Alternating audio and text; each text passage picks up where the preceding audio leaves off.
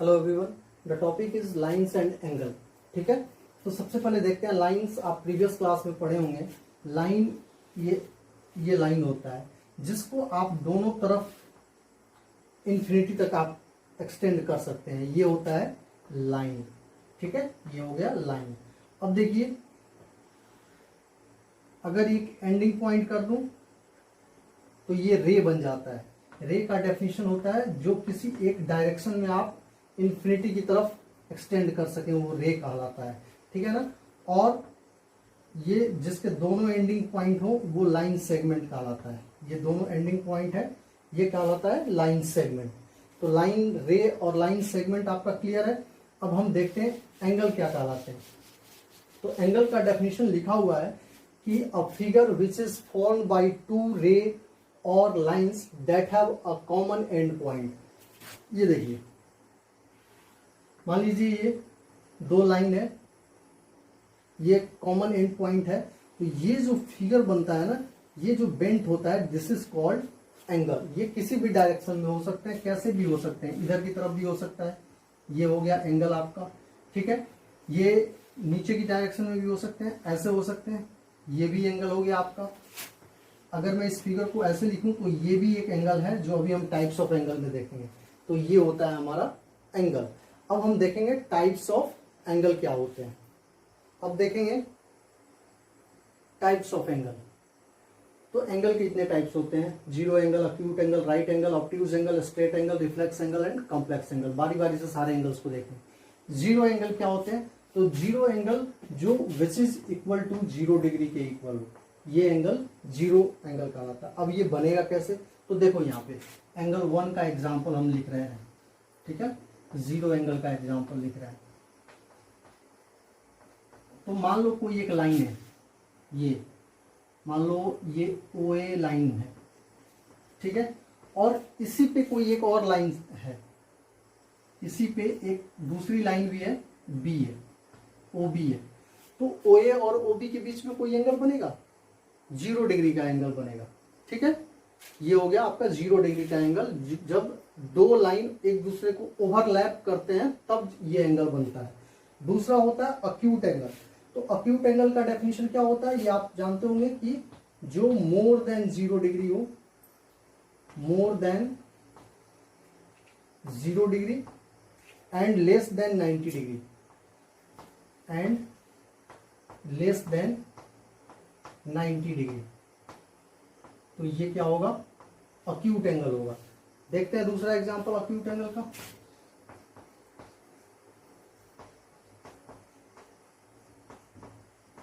Acute angle देखिए, ये suppose मान लीजिए कि ये 30 डिग्री का एंगल है। ये क्या होगा? अक्यूट एंगल होगा। ये 0 डिग्री से, ये 0 डिग्री की लाइन है, ये 90 डिग्री की लाइन है, इनके बीच में ही ये होगा। 0 से बड़ा होगा और 90 से छोटा होगा। सपोज 65 डिग्री क्या है? अक्यूट एंगल है। और देख लेते हैं अक्यूट एंगल। मान लीजिए इस तरह का कोई एंगल है 75 डिग्री। तो ये अक्यूट एंगल के एग्जाम्पल होते हैं। ठीक है, 0 डिग्री से बड़ा और 90 डिग्री से छोटा। राइट एंगल आपको पता है is exactly equal to 90 degree. ये राइट एंगल होता है। ठीक है, ये 90 डिग्री के इक्वल होता है। इसको रेक्टेंगुलर के थ्रू हम इसको शो करते हैं। यहाँ पे बेंट नहीं करते हैं। ये 90 डिग्री का एंगल हो गया। अगर आप राउंड भी बना दोगे तो वो गलत नहीं होगा। ये किसी भी डायरेक्शन में हो सकते हैं, ये एंगल किसी भी डायरेक्शन में हो सकते हैं। ठीक है, 90 डिग्री के बाद आता है हमारा ऑब्ट्यूज एंगल। तो ऑब्ट्यूज एंगल का हमारा डेफिनेशन होता है कि जो एंगल 90 डिग्री से बड़ा हो, मोर देन 90,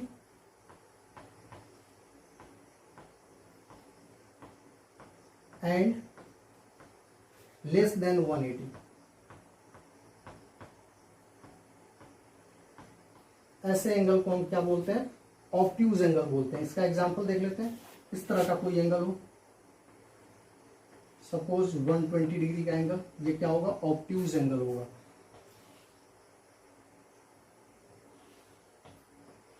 वन 150 डिग्री का एंगल क्या होगा? ऑब्ट्यूज एंगल होगा। मतलब जो एंगल 90 डिग्री से, even 91 degree is also obtuse angle. 179 degrees obtuse angle 179.99 degree is also obtuse angle. तो जो एंगल 90 और 180 के बीच में लाई करते हैं वो क्या कहलाते हैं, ऑब्ट्यूज एंगल। स्ट्रेट एंगल क्या होता है, इक्वल टू 180 डिग्री, ये स्ट्रेट एंगल होता है। ऐसा कुछ होगा, मान लीजिए इस पॉइंट पे एंगल बन रहा है, ये स्ट्रेट एंगल हो गया। उसके बाद होता है रिफ्लेक्स एंगल। तो रिफ्लेक्स एंगल किसको बोलते हैं, जो 180 से बड़ा हो, मोर देन 180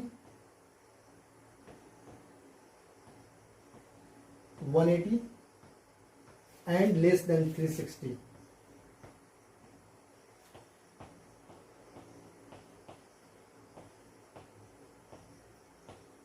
ऐसे एंगल को हम रिफ्लेक्स एंगल बोलते हैं। तो ये कैसे एंगल होंगे, देख लीजिए, इस तरह का कोई एंगल बन रहा है तो ये रिफ्लेक्स एंगल होगा, मोर देन 180 होना चाहिए। इस तरह का कोई एंगल बन रहा हो, ये वाला एंगल, तो ये रिफ्लेक्स एंगल होगा। ध्यान रखिएगा, अगर ये पार्ट रिफ्लेक्स है तो ये पार्ट ऑब्ट्यूज हो सकता है या फिर अक्यूट हो सकता है, दोनों एग्जिस्ट करते हैं, ठीक है ना, रिफ्लेक्स एंगल के साथ पॉइंट पे। अब देखिए कंप्लीट एंगल क्या होता है। Complete angle is equal to 360 degree.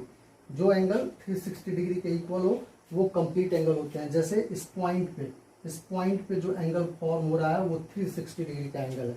जैसे मान लीजिए ये इतने सारे एंगल है, तो यहाँ जो भी एंगल बनेगा इन सारे एंगल का सम क्या होगा, 360 डिग्री होगा, that is called complete angle. तो पॉइंट पे जो एंगल बनते हैं उसको हम कंप्लीट एंगल बोलते हैं। तो ये हमारा हो गया टाइप्स ऑफ एंगल्स, ठीक है, इसको नोट कीजिए। अब देखेंगे some angles always exist in pair. कुछ एंगल ऐसे होते हैं जो हमेशा पेयर में एग्जिस्ट करते हैं, जैसे कॉम्प्लीमेंट्री एंड सप्लीमेंट्री एंगल। बारी बारी से इनको डिस्कस करेंगे। कॉम्प्लीमेंट्री एंगल देखिए क्या होता है।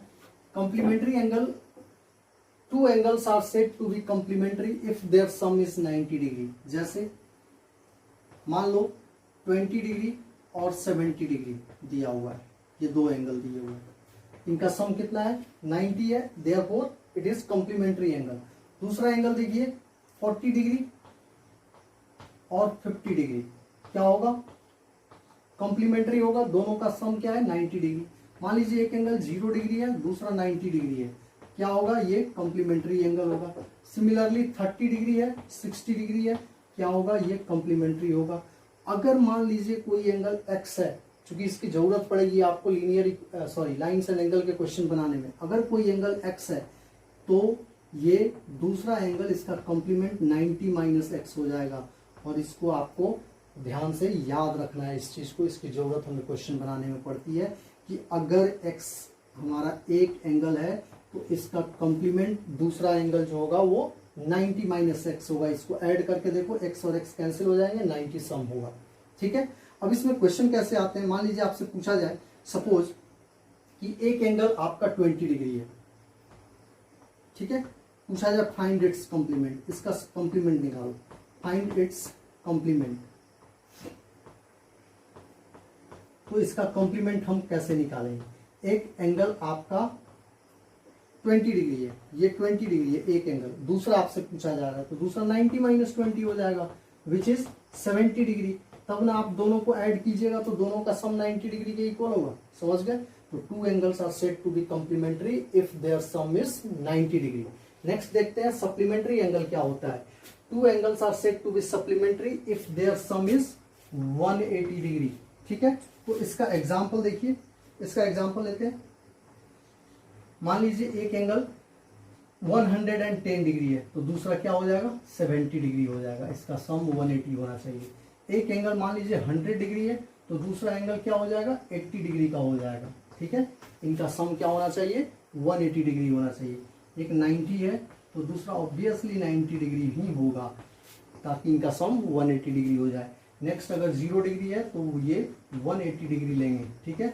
अगर एक एंगल हमारा x है तो दूसरा इसका सप्लीमेंट क्या होगा, ये ध्यान रखना है आपको, क्योंकि इसकी जरूरत पड़ेगी क्वेश्चन बनाने में।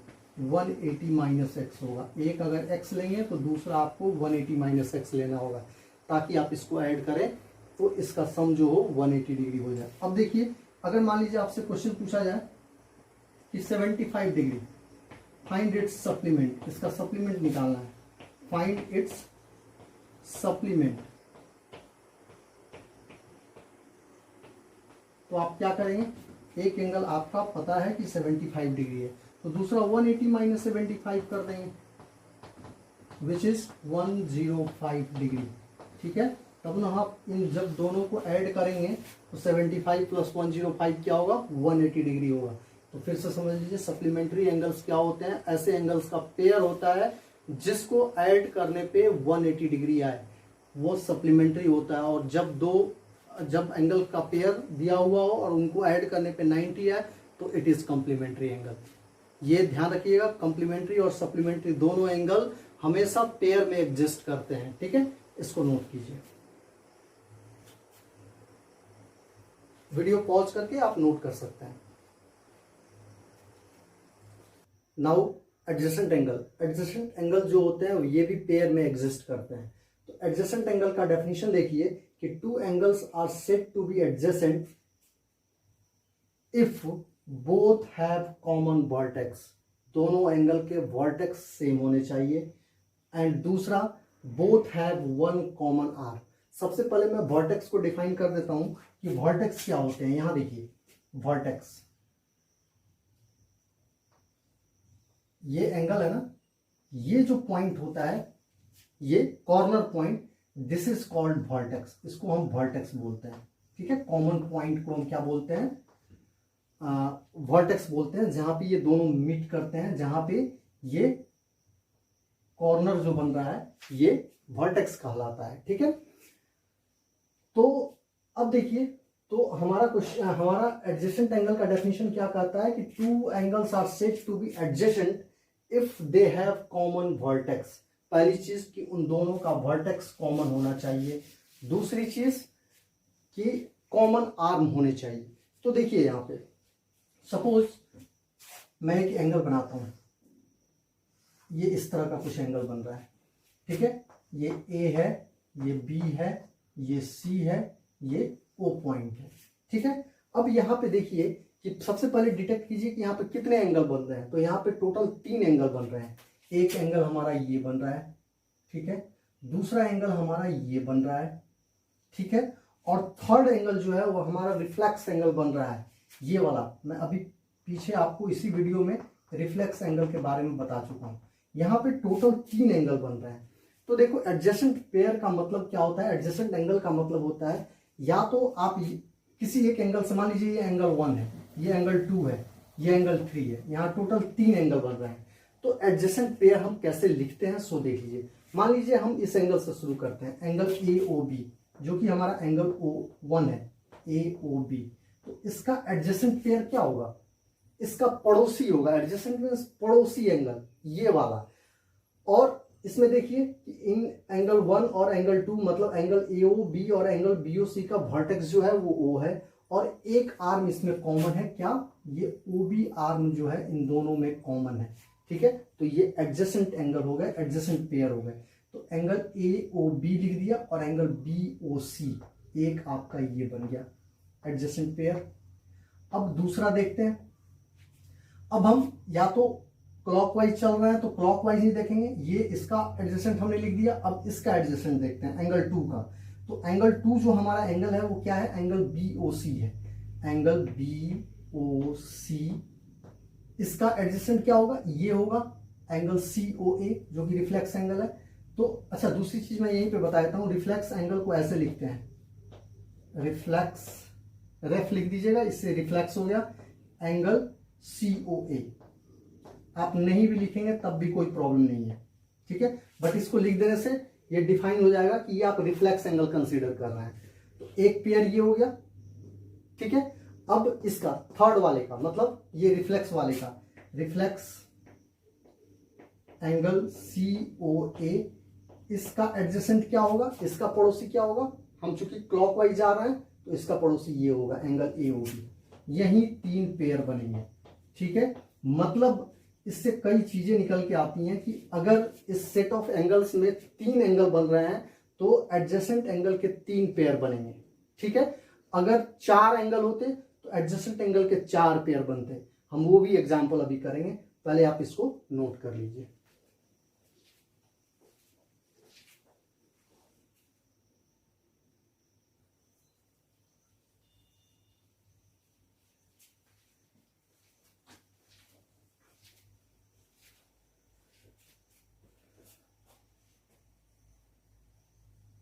अब यहाँ एक फिगर देखिए, ये फिगर दिया हुआ है जिसमें कई एंगल्स बने हुए हैं, 1 2 3 4 एंगल्स बने हुए हैं। इस फिगर से आपको एडजेसेंट एंगल्स लिखने हैं। तो देखो इसमें कितने एडजेसेंट एंगल बने हैं। मान लो मैं यहाँ से शुरू करता हूँ, इस एंगल से शुरू करता हूँ, ठीक है। तो एंगल ए ओ बी, इसका एडजेसेंट क्या होगा, ये वाला होगा, एंगल बी ओ सी होगा। क्यों होगा, क्योंकि इनका कॉमन वर्टेक्स जो है वो ओ है और ओ बी जो है इन दोनों का कॉमन आर्म है। अब इसका हमने लिख लिया, अब इसका एडजेसेंट लिखेंगे, एंगल बी ओ सी, इसका एडजेसेंट ये होगा एंगल सी ओ बी। क्यों होगा, क्योंकि इनका कॉमन वर्टेक्स जो है वो ओ है और कॉमन आर्म इसका ओ सी है। फिर देखिए अब हमने बी ओ सी का लिख लिया, अब सी ओ डी का लिखेंगे, एंगल सी ओ डी, इसका एडजेसेंट क्या होगा, ये एंगल होगा, एंगल डी ओ ए होगा, एंगल डी ओ ए। क्यों होगा, क्योंकि इनका कॉमन वर्टेक्स ओ है और ओ डी कॉमन आर्म है। अब इसका लिखेंगे एंगल डी ओ ए, इसका एडजेसेंट क्या होगा, एंगल ए ओ बी। ठीक है, क्यों होगा, क्योंकि इनका कॉमन वर्टेक्स ओ है और कॉमन आर्म इनका ओ ए है।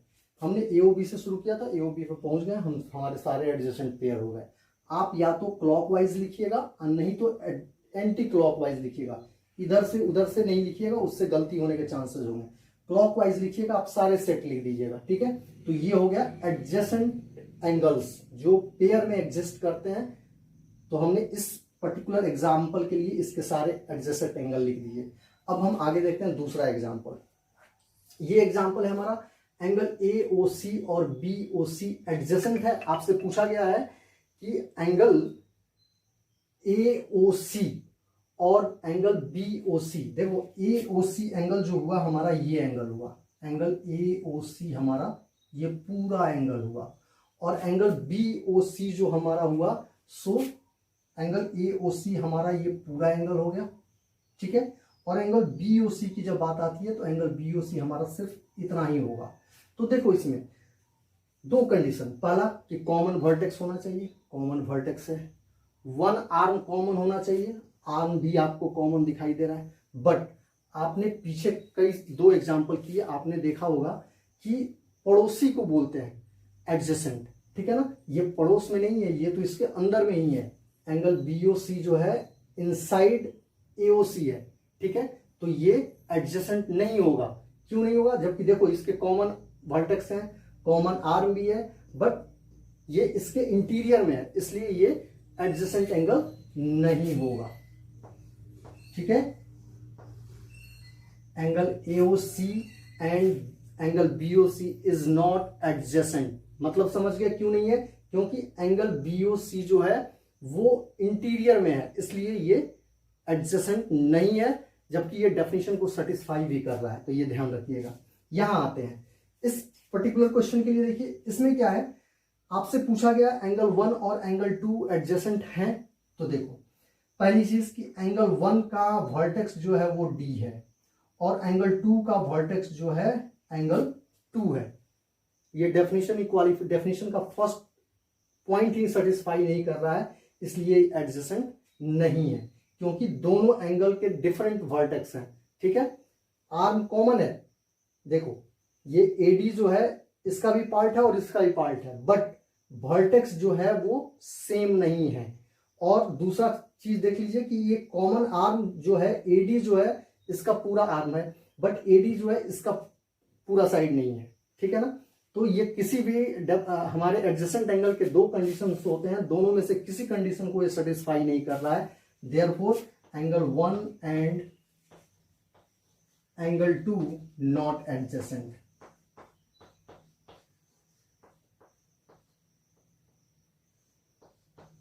ठीक है, क्योंकि इनका वर्टेक्स भी डिफरेंट है।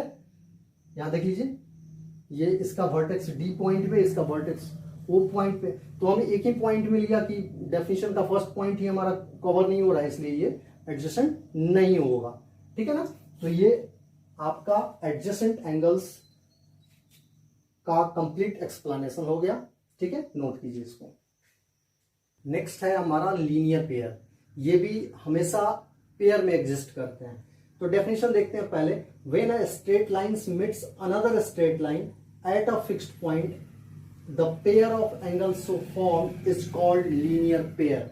अब इसका मतलब समझिए, हमारा डेफिनेशन ये कह रहा है कि जब किसी स्ट्रेट लाइन पे, ये कोई स्ट्रेट लाइन है, कोई दूसरा स्ट्रेट लाइन आके ज्वाइन करता है किसी फिक्स्ड पॉइंट पे, ये फिक्स्ड पॉइंट हो गया आपका, ठीक है, तो दो एंगल फॉर्म होते हैं, एक एंगल आपका ये बनता है और दूसरा एंगल आपका ये बनता है, ठीक है ना।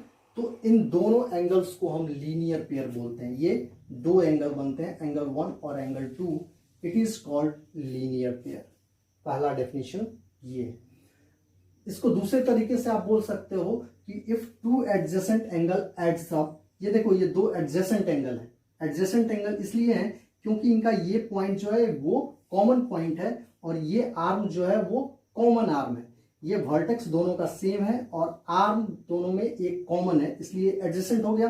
तो टू एडजेसेंट एंगल, ये दो एडजेसेंट एंगल है, एड्स अप टू 180। और जब आप इसको ऐड करते हैं तो चूंकि ये स्ट्रेट लाइन है, स्ट्रेट एंगल है, तो ये जब दोनों को ऐड करोगे तो क्या होगा, 180 डिग्री का एंगल बनेगा। तो जब इन दोनों को ऐड करने पे 180 होता है तो वो लीनियर पेयर कहलाते हैं। आप दोनों डेफिनेशन में से किसी भी डेफिनेशन को देख सकते हैं, ठीक है। तो कहने का मतलब ये हुआ कि लीनियर पेयर जब बनते हैं, दो लीनियर पेयर बने, एंगल 1 और एंगल 2, और जब आप लीनियर पेयर को ऐड करते हो तो इनका सम कितना होता है, हमेशा 180 डिग्री होगा, क्योंकि ये स्ट्रेट एंगल पे ही बनते हैं, उनके बीच में बनते हैं, ठीक है।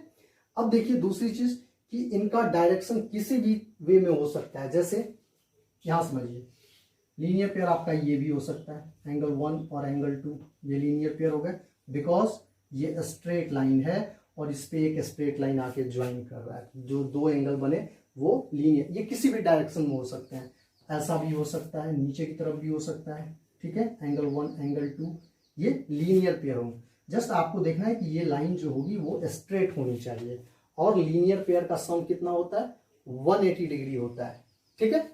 अब हम इस पे बेस्ड कुछ एग्जाम्पल करेंगे। तो आइए देखते हैं, पहले पहला एग्जाम्पल देखते हैं। मान लीजिए कि ये दिया हुआ है 65 डिग्री सपोज, और एक ये एंगल x दिया हुआ है। आपसे पूछा जाएगा कि फाइंड x, तो आपको क्लियरली दिख रहा है कि ये एडजेसेंट एंगल है और ये स्ट्रेट लाइन पे फॉर्म हो रहे हैं, तो ये लीनियर पेयर होंगे, ठीक है ना। तो लीनियर पेयर होंगे तो इनका सम क्या होगा, 65 plus x is equal to कितना होगा, लीनियर पेयर का सम हमेशा 180 होता है, तो ये 180 डिग्री होगा। और आप यहाँ ब्रैकेट में रीजन जरूर जस्टिफाई करेंगे कि ये आपने क्यों 180 लिया, तो लीनियर पेयर है इसलिए हमने इसको 180 डिग्री इसका सम कंसीडर किया।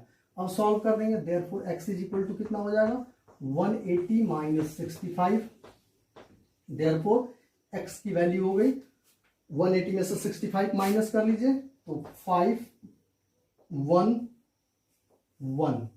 115 डिग्री हमारा वैल्यू हो गया इस क्वेश्चन का, ठीक है, इस एंगल का, ठीक है। तो ये जो आपके बोर्ड पे है इसको पहले नोट कीजिए, अभी कुछ और एग्जांपल हम बना के देखेंगे लीनियर पेयर का। Now see some more example of linear pair, ठीक है। तो अब देखते हैं, ये हमारा क्वेश्चन है, फाइंड x, हमें x निकालना है। हम देख रहे हैं क्लियरली कि ये क्या है, ये हमारा लीनियर पेयर है, चूंकि स्ट्रेट लाइन के ऊपर बन रहा है, ठीक है। तो क्या होगा, जब ये लीनियर पेयर है तो इसका सम क्या होगा, x plus 125 is equal to 180 degree होगा। रीजन आप जरूर यहाँ पे जस्टिफाई करेंगे कि ये लीनियर पेयर है, ठीक है, तभी आप क्वेश्चन आगे प्रोसीड करेंगे। ये लीनियर पेयर है। अब इसको सॉल्व कर लेते हैं, therefore x is equal to कितना हो जाएगा, 180 माइनस 125, देयरफॉर x की वैल्यू हमारी कितनी हो जाएगी, ठीक है, 55 डिग्री।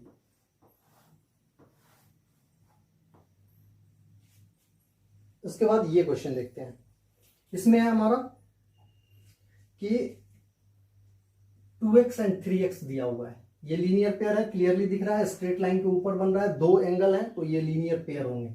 ठीक है ना, हमेशा ध्यान रखिएगा कि लीनियर पेयर हमेशा दो एंगल होंगे, दो से ज्यादा नहीं होंगे, हमेशा दो एंगल होते हैं। तो क्या होगा ये 2x plus 3x is equal to how much 180 degree. y तो आप यहां पे लिखेंगे लीनियर पेयर, ये लीनियर पेयर है इसलिए इनका सम 180 डिग्री होता है। ठीक है, अब इसको सॉल्व कर दीजिए तो 2x प्लस 3x 5x होता है इज इक्वल टू 180। ठीक है, ये दोनों नंबर्स जो होते हैं अलजेब्रिक इक्वेशन का जो कोफिशिएंट होता है वो ऐड हो जाता है लाइक टर्म में। ठीक है, तो 2 प्लस 3 5 और x की तरफ x ही रहेगा 180 डिग्री। अब यहाँ पे 5 मल्टीप्लाई हो रहा है, जब ये अपोजिट शिफ्ट होगा तो डिवाइड होगा, ये सब कुछ आप लीनियर इक्वेशन में पढ़े होंगे। 180/5 which is x is equal to हमारा कितना आ गया, ये आएगा हमारा 36 डिग्री। तो ये हमारा इस क्वेश्चन का सॉल्यूशन हो गया। अब आगे देखते हैं, अगला क्वेश्चन है हमारा 3x plus 5 and 2x minus 25। Linear pair है, स्ट्रेट लाइन के ऊपर दोनों एंगल बन रहे हैं, दो एंगल है, इनका सम क्या होगा 180 डिग्री होगा। तो क्या लिखेंगे 3x plus 5 plus 2x minus 25 is equal to 180 degree. Reason आपको यहां लिखना है, क्यों, तो ये लीनियर पेयर है। ठीक है, लीनियर पेयर का सम जो होता है वो 180 डिग्री होता है। अब इसको सॉल्व करेंगे, लीनियर इक्वेशन सॉल्व करना आपने सीखा होगा, आपका सेकेंड ही एक्सरसाइज है शायद 7th क्लास के बच्चों के लिए। 3x plus 5 plus 2x minus 25 is equal to 180 degree. अब क्या करते हैं, लाइक टर्म्स को एक जगह कर लेंगे, मतलब x वाले टर्म को एक जगह कर लो, नंबर्स को एक जगह कर लो। 5 माइनस 25 इज इक्वल टू 180। ठीक है, अब 3x प्लस 2x कितना हो जाएगा, ये 5x हो जाएगा। ये कितना हो जाएगा 5 माइनस 25 आपने इंटीजर्स में पढ़ा होगा। ठीक है, माइनस 20 होगा और इट इज इक्वल टू 180। अब हम क्या करेंगे, माइनस 20 को अपोजिट शिफ्ट करेंगे। तो जब कोई नेगेटिव नंबर अपोजिट शिफ्ट करेंगे इक्वल टू के साइन के, तो उसका साइन चेंज हो जाता है, ये हो जाएगा 180, ये नेगेटिव था, इधर आएगा पॉजिटिव हो जाएगा। Therefore 5x is equal to 200. Therefore x is equal to how much, 200 upon 5 which is 80 degree, sorry 40 degree. ठीक है, तो हमारी x की वैल्यू कितनी आ गई, 40 डिग्री हमारी x की वैल्यू आ गई फॉर दिस क्वेश्चन। हमारे तीनों क्वेश्चन बन गए, इसको नोट कीजिए। ठीक है।